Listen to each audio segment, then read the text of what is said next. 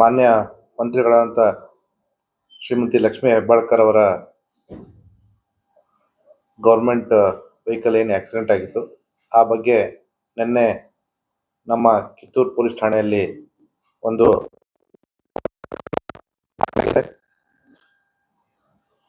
ಇವರ ಗಾಡಿಯನ್ನು ಚಾಲನೆ ಮಾಡ್ತಾ ಇರ್ತಕ್ಕಂಥ ಡ್ರೈವರ್ ಶಿವಪ್ರಸಾದ್ ಗಂಗಾಧರಯ್ಯ ಅವರು ಕಂಪ್ಲೇಂಟ್ ಕೊಟ್ಟಿದ್ದಾರೆ.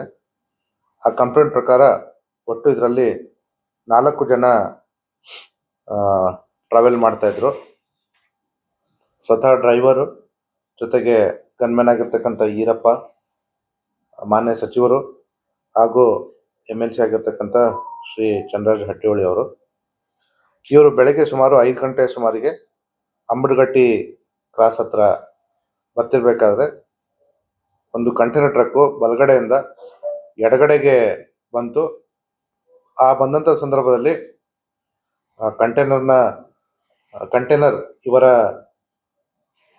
ಇನ್ನೋವಾ ಹೈಕ್ರಾಸ್ ಗಾಡಿಗೆ ಬಲಗಡೆಗೆ ಟಚ್ ಮಾಡಿ ಅದರಿಂದ ಇನ್ನೂ ಆಗುವಂಥ ಅನಾಹುತನ ತಪ್ಪಿಸ್ಲಿಕ್ಕೆ ಇವರು ಡ್ರೈವರ್ ಎಡಗಡೆ ಅದನ್ನ ಚಲಿಸಲಾಗಿ ಅದು ಚಾಲಕನ ನಿಯಂತ್ರಣ ತಪ್ಪಿ ಕೆಳಗಡೆ ಬಿದ್ದು ಸರ್ವಿಸ್ ರೋಡ್ಗೆ ಎಂಟರ್ ಆಗಿ ಅಲ್ಲಿ ಇರತಕ್ಕಂಥ ಒಂದು ಮರಕ್ಕೆ ಗುದ್ದಿ ಅಪಘಾತವಾಯಿತು ಅನ್ನೋಂಥದ್ದು ನಮಗೆ ಕಂಪ್ಲೇಂಟ್ ಕೊಟ್ಟಂಥ ಅಂಶ ಮತ್ತು ನಮಗೆ ಅಲ್ಲಿ ಕಂಡು ಬಂದಂಥ ಅಂಶ. ತದನಂತರ ನಮ್ಮ ಪೊಲೀಸರು ಅಲ್ಲಿ ಸ್ಥಳ ಪಂಚನಾಮೆಯನ್ನು ಮಾಡಿದಾಗ ಅಲ್ಲಿ ತಮಗೆ ಗೊತ್ತಿರೋ ಹಾಗೆ ವಾಹನ ಅಲ್ಲಿ ಇರಲಿಲ್ಲ. ಅಲ್ಲಿಂದ ಆಲ್ರೆಡಿ ಮುಂದೆ ಅಲ್ಲೇ ಹತ್ತಿರದಲ್ಲಿರ್ತಕ್ಕಂಥ ಟೊಯೋಟಾ ಶೋರೂಮ್ಗೆ ಅದನ್ನು ಸಾಗಿಸಲಾಗಿತ್ತು. ಅಲ್ಲಿ ವಾಹನದ ಪಂಚನಾಮೆಯನ್ನು ಮಾಡಿದ್ದಾರೆ. ತಾವೆಲ್ಲ ವಾಹನ ಯಾವ ರೀತಿ ಆಕ್ಸಿಡೆಂಟ್ ಆಗಿರೋದನ್ನ ತಾವು ಕೂಡ ಬೇರೆ ಬೇರೆ ಫೋಟೋಗಳಲ್ಲಿ ನೋಡಿದ್ದೀರಿ. ಕಂಪ್ಲೇಂಟಲ್ಲಿ ಇರೋ ಹಾಗೆ ಬಲಗಡೆ ಅದಕ್ಕೆ ಗುದ್ದಿರೋ ನಿಶಾನೆಗಳು ನಮಗೆ ಅಲ್ಲಿ ದೊರಕಿದ್ದಾವೆ. ಈಗಾಗಲೇ ನಮ್ಮ ಪೊಲೀಸ್ ತಂಡದವರು ಈ ಆಕ್ಸಿಡೆಂಟ್ಗೆ ಒಳಗಾಗಿರ್ತಕ್ಕಂಥ ಇನ್ನೊಂದು ವಾಹನ ಕ್ಯಾಂಟರ್ನ ತಲಾಶೆಯಲ್ಲಿ ತೊಡಗಿದ್ದಾರೆ. ಶೀಘ್ರದಲ್ಲೇ ಅದನ್ನ ಪತ್ತೆ ಮಾಡ್ತೀವಿ ಅಂತ ಹೇಳಿ ನಮಗೆ ವಿಶ್ವಾಸ ಇದೆ. ಅಲ್ಲ, ನಾಯಿ ಅಡ್ಡ ಬಂದಿದ್ದಕ್ಕೆ ಕ್ಯಾಂಟರ್ ಎಡಗಡೆ ಬಂತು ಅನ್ನೋಂಥದ್ದು ಹೇಳಿಕೆ. ಇಲ್ಲ, ಪೊಲೀಸ್ ಬೆಂಗಾವಲು ವಾಹನ ಇರಲಿಲ್ಲ. ಮೊನ್ನೆ ರಾತ್ರಿ ಅವರು ತಡರಾತ್ರಿ ಅಲ್ಲಿಂದ ಹೊರಟಿದ್ದಕ್ಕೆ ಬೆಂಗಾವಲು ವಾಹನ ಎಸ್ಕಾರ್ಟ್ ಅವರು ಅವರಿಗೆ ಹೇಳಿರ್ಲಿಲ್ಲ ಅನ್ನೋಂಥದ್ದು ನಮಗೆ ತನಿಖೆಯಿಂದ ಗೊತ್ತಾಗಿದೆ. ಯಾರು ಮಿನಿಸ್ಟರ್ ಗಾಡಿ ಕಾಲ್ ಆಕ್ಸಿಡೆಂಟ್ ಆಯ್ತಲ್ಲ, ಸ್ಥಳ ಪಂಚನಾಮ ಆಗಬೇಕು, ಪೊಲೀಸ್ ಬರೋಕ್ ಮುಂಚೆ ಗಾಡಿ ಹಂಗೆ ತಗೊಂಡು ಹೋಗ್ತಾರೆ. ಅದನ್ನ ನಾವು ಅದನ್ನ ಮುಂದೆ ಈಗಾಗಲೇ ನಿಮ್ಗೆ ಗೊತ್ತಿರೋ ಹಾಗೆ ಕಂಪ್ಲೇಂಟ್ ಆಗಿರೋದ್ರಿಂದ ನಿನ್ನೆ ಸಂಜೆ ಮುಂದಿನ ತನಿಖೆಯಲ್ಲಿ ಅದನ್ನ ನಾವು ಆಗಿದ್ದು ಗವರ್ನಮೆಂಟ್ ವೆಹಿಕಲ್. ಹೌದು, ಇನ್ಶೂರೆನ್ಸ್ ಆಗಬೇಕು, ಸ್ಥಳ ಪಂಚನಾಮ ಆಗಬೇಕು. ಹೆಂಗ್ ಮಾಡ್ತಾರೆ ಸರ್? ಇಲ್ಲ, ಸ್ಥಳ ಪಂಚನಾಮೆಗೆ ನಮ್ಮ ಅಧಿಕಾರಿಗಳಲ್ಲಿ ತಲುಪಿ ಅಲ್ಲಿ ಏನಿತ್ತು ಅದರದ್ದು ಸ್ಥಳ ಪಂಚನಾಮೆಯನ್ನ ಮಾಡಿದ್ದಾರೆ. ಅದ್ರ ಜೊತೆಗೆ ವಾಹನದ್ದು ಕೂಡ ಪಂಚನಾಮೆ ಮಾಡಿದ್ದಾರೆ. ನೀವು ಹೇಳೋ ಪ್ರಕಾರ ಅದು ಅಲ್ಲೇ ಇರಬೇಕಾಗಿತ್ತು. ಆದ್ರೆ ಅಲ್ಲಿದ್ರೆ ಮತ್ತಷ್ಟು ಜನ ಬಂದು ಬೇರೆ ಅಪಘಾತಗಳು ಆಗ್ಬೋದು ಅನ್ನೋ ಒಂದು ದೃಷ್ಟಿಯಿಂದ ಅದನ್ನ ಅಲ್ಲಿ ಸಾಗ ಹಾಕಿದ್ದಾರೆ. ಅಲ್ಲಿಂದ ತೆಗೆದ್ಬಿಟ್ಟು ಅದನ್ನ ನಾವು ನಮ್ಮ ವಿಚಾರಣೆಯಲ್ಲಿ ಅದೇ ರೀತಿಯಾಗಿ ಏನಿದೆಯೋ ಅದನ್ನ ವಸ್ತುಶಃ ವರದಿಯನ್ನೇ ನಾವು ಸರ್ಕಾರಕ್ಕೆ ಇಲ್ಲ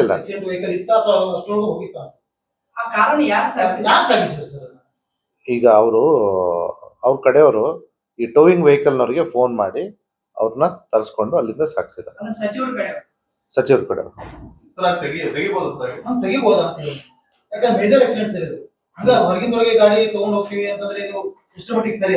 ಈಗ ನೀವು ಇನ್ನೊಂದು ವಿಚಾರವನ್ನ ನೀವಿಲ್ಲಿ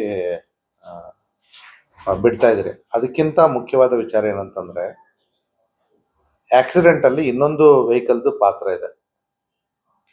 ಆ ವೆಹಿಕಲ್ಲು ಆಕ್ಸಿಡೆಂಟ್ ಆದಾಗ ಈಗ ನಿಮಗೆ ಗೊತ್ತಿರೋ ಹಾಗೆ ಇಲ್ಲಿ ಡ್ಯಾಮೇಜ್ ಆಗಿರೋದು ಇವ್ರ ಕಾರಲ್ಲಿ ಪ್ರಯಾಣಿಸ್ತಿರ್ತಕ್ಕಂಥ ಪ್ರಯಾಣಿಕರಿಗೆ. ಇವ್ರ ಬಗ್ಗೆ ಕೇರ್ ತಗೊಳ್ಳೋದು ಒಬ್ಬ ಸಾಮಾನ್ಯ ನಾಗರಿಕನ ಕರ್ತವ್ಯ. ಅದರಲ್ಲೂ ವಿಶೇಷವಾಗಿ ತಮ್ಮ ವೆಹಿಕಲ್ ಇಂದ ಆಗಿದೆ ಅನ್ನುವಂಥ ಸಂದರ್ಭದಲ್ಲಿ ಆ ಕ್ಯಾಂಟರ್ನವನು ನಿಂತು ಏನಾಗಿದೆ ಅವನು ನೋಡ್ಬೇಕಾಗಿತ್ತು, ಅಥವಾ ಅವನು ಇವ್ರದ್ದು ತಪ್ಪಿತ್ತಂದ್ರೆ ಅವನು ಕಂಪ್ಲೇಂಟ್ ಕೊಡ್ಬೇಕಾಗಿತ್ತು. ಈಗ ಅವನು ಓಡಿ ಹೋಗಿರೋದ್ರಿಂದ ಈಗ ನಮಗೆ ಅಲ್ಲಿ ಎಕ್ಸಾಕ್ಟ್ಲಿ ಏನಾಗಿದೆ ಅನ್ನೋಂಥದ್ದು ಇವರ ಕಂಪ್ಲೇಂಟಿಂದನೇ ನಾವು ತಿಳ್ಕೊಳ್ಬೇಕಾಗಿರತಕ್ಕಂಥದ್ದು. ಆ ಸಂದರ್ಭದಲ್ಲಿ ಅವರು ಏನು ನಮ್ಮ ಗೌರ್ಮೆಂಟ್ ವೆಹಿಕಲ್ ಡ್ರೈವರ್ ಇದ್ದಾನೆ, ಅವನಿಗೆ ಆ ಸಂದರ್ಭದಲ್ಲಿ ಯಾವ ಕಾರಣದಿಂದ ಅಲ್ಲಿಂದ ಶಿಫ್ಟ್ ಮಾಡಿದ್ರು ಅದನ್ನು ನಾವು ಪರಿಶೀಲನೆ ಮಾಡ್ತೀವಿ. ಬಟ್ ಅದಕ್ಕಿಂತ ಮುಖ್ಯವಾದ ತಪ್ಪು ಕ್ಯಾಂಟರ್ನ ಒಂದು ಅವನು ಅಪಘಾತಕ್ಕೆ ಒಳಗಾದ ಇನ್ನೊಂದು ಕಾರ್ನವರಿಗೆ ಸಹಾಯ ಒದಗಿಸದೇ ಇರೋದು. ಆಸ್ ಪರ್ ಲೇಟೆಸ್ಟ್ ಕಾನೂನು ಕೂಡ ಈ ರೀತಿ ಹಿಟ್ ಆ್ಯಂಡ್ ರನ್ ಮಾಡಿರ್ತಕ್ಕಂಥ ಪ್ರಕರಣಗಳಲ್ಲಿ ಅದರಲ್ಲೂ ವಿಶೇಷವಾಗಿ ಈ ಹೈವೇಗಳಲ್ಲಿ ಅವರಿಗೆ ಹೆಚ್ಚಿನ ಅದನ್ನು ಎಕ್ಸಾಗರೇಟೆಡ್ ಅಫೆನ್ಸ್ ಅಂತ ಟ್ರೀಟ್ ಮಾಡಿ ಇದು ಮಾಡಲಿಕ್ಕೆ ಮಾನ್ಯ ಕೇಂದ್ರ ಸರ್ಕಾರ ನಿರ್ದೇಶನ ನೀಡಿತ್ತು. ಯಾಕಂದರೆ ಯಾವುದೇ ಸಂದರ್ಭದಲ್ಲಿ ಅಪಘಾತ ಆದಾಗ ಇಮಿಡಿಯೇಟ್ಲಿ ಅವರಿಗೆ ನೆರವು ಒದಗಿಸ್ಬೇಕು ಅಂತೇಳಿ. ಇಮಿಡಿಯೇಟ್ಲಿ ನೆರವು ಒದಗಿಸಿರೋದು ಯಾರಿಗೆ ಸಾಧ್ಯ ಅಂತಂದರೆ ಇನ್ನೊಂದು ಯಾರು ಆಕ್ಸಿಡೆಂಟ್ ಮಾಡಿರ್ತಾರೆ ಅವರು. ಸೊ ನಾವು ಅದನ್ನು ಮರಿಬಾರ್ದು. ಇವರು ಕೂಡ ವಿಕ್ಟಿಮೇ. ಈಗ ಅವ್ರನ್ನ ಸತ್ಯಾಸತ್ಯತೆನ ನಾವು ಪರಿಶೀಲನೆ ಮಾಡ್ತಾ ಇದ್ದೀವಿ. ಮತ್ತೆ ಇದು ಹಿಟ್ ಅಂಡ್ ರನ್ ಕೇಸ್ ಅಂತ ನಾವು ತಗೊಂಡು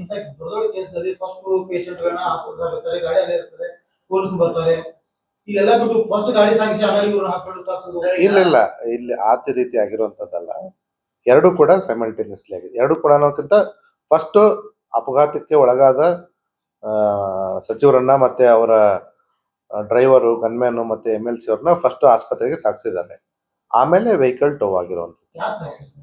ಅವರು ಡ್ರೈವರ್ ಅದರಲ್ಲಿ ನಾವು ಅದನ್ನೇ ಹೇಳ್ತಾ ಇರೋದು. ಅದನ್ನು ಸತ್ಯಾಸತ್ಯವನ್ನು ನಾವು ಪರಿಶೀಲನೆ ಮಾಡ್ತಾ ಇದ್ದೀವಿ. ಬೆಳಿಗ್ಗೆ 5 ಗಂಟೆಗೆ ಅಪಘಾತ ಆಗುತ್ತೆ, ಸಂಜೆ ಸುಮಾರು 10 ರಿಂದ 12 ಗಂಟೆಗಳ ದೂರ ಕೊಡಿಲ್ಲ. ಪೊಲೀಸರದು, SP ಅವ್ರದ್ದು, ಹೆಬ್ಬಾಳ್ಕರ್ ಪುತ್ರ ಮತ್ತು ಚಂದ್ರರಾಜ್ ಹಟ್ಟಿಹೊಳಿ ಅವರ ಏನು ಡೈವರ್ಟ್ ಮಾಡಿದ್ರ ಅನ್ನುವಂತ ಡ್ರೈವರ್ ಏನಂತ ಡೈವರ್ಟ್ ಅಂದ್ರೆ ನಾಯಿ ಅಡ್ಡ ಬಂದು ಅದನ್ನ ತಪ್ಪಿಸೋದಕ್ಕೆ ನೀವು ಹೇಳಿದ್ರಿ. ಇವರು ಮುನ್ನಾಲ್ ಹೆಬ್ಬಾಳ್ಕರ್ ಹೇಳಿದ್ರು, ಚಂದ್ರರಾಜ್ ಹಟ್ಟಿಹೊಳಿ ಅವರು ಅದನ್ನ ಹೇಳಿದ್ರು. ಆದ್ರೆ FIR ನಲ್ಲಿ ಅದು ಏನು ಇಲ್ಲ. FIR ನಲ್ಲಿ ಅವ್ರು ಅದನ್ನೇ ಹೇಳಿರೋದು, ನಾಯಿ ಅಡ್ಡ ಬಂತು ಅಂತ ಹೇಳಿ. ಅವನು ಯಾರು ಕ್ಯಾಂಟರ್ನವನು ಎಡಗಡೆ ತಗೊಂಡ, ಅದು ನಮಗೆ ಟಚ್ ಆಯ್ತು.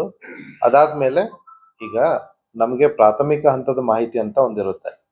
ಅದಾದ ನಂತರ ನಾವು ಅಲ್ಲಿ ಸ್ಥಳ ಪರಿಶೀಲನೆ ಮಾಡಿದಾಗ ಕೆಲವೊಂದು ಅಂಶಗಳು ಕಂಡು ಬಂದಿರುತ್ತೆ. ನನಗೆ ಸ್ವತಃ ಬೆಳಿಗ್ಗೆ ಅಲ್ಲಿ ನಿಮ್ಮ ಹತ್ರ ಮಾತಾಡಿದಾಗ ಇದು ಕ್ಯಾಂಟರು ಆ ವೆಹಿಕಲ್ಗೆ ಟಚ್ ಆಗಿರೋದು ನನಗೆ ಗೊತ್ತಿರಲಿಲ್ಲ.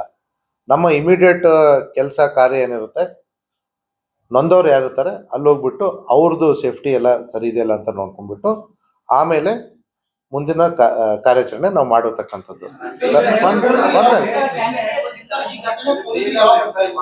ಒಂದೇ ನಿಮಿಷ ನಾನು ಹೇಳ್ತಾ ಇದ್ದೀನಿ.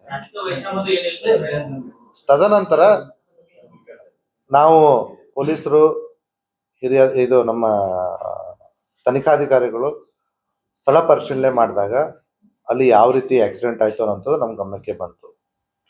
ತದನಂತರ ಈ ಅಪಘಾತಕ್ಕೆ ಒಳಗಾದ ಸಚಿವರ ಕಾರನ್ನ ಪರಿಶೀಲನೆ ಮಾಡಿದಾಗ ಕ್ಯಾಂಟರ್ ಟಚ್ ಆಗಿರೋದು ಕೂಡ ಗೊತ್ತಾಯಿತು. ಸೊ ಈ ಬಗ್ಗೆ ವಿಚಾರಣೆ ಮಾಡಿದಾಗ ಡ್ರೈವರು ಹೇಳಿದ್ದು, ಸರ್ ಅದ್ರ ಮುಂದೆ ನಾಯಿ ಬಂದಿತ್ತು, ನಾಯಿ ಬಂದಾಗ ಕ್ಯಾಂಟರ್ ಈ ಕಡೆ ಎಡಕ್ಕೆ ಬಂತು, ಅದು ನಮಗೆ ಟಚ್ ಆಯಿತು, ಆವಾಗ ನಾನು ಎಡಕ್ಕೆ ತಗೊಂಡಿರ್ತಕ್ಕಂಥದ್ದು. ಈಗ ಇಂಥ ಅದು ಎಷ್ಟು ದೊಡ್ಡ ಅಪಘಾತ ಅಂತೇಳಿ ನೀವೆಲ್ಲರೂ ಕೂಡ ನೋಡಿದಿರಿ.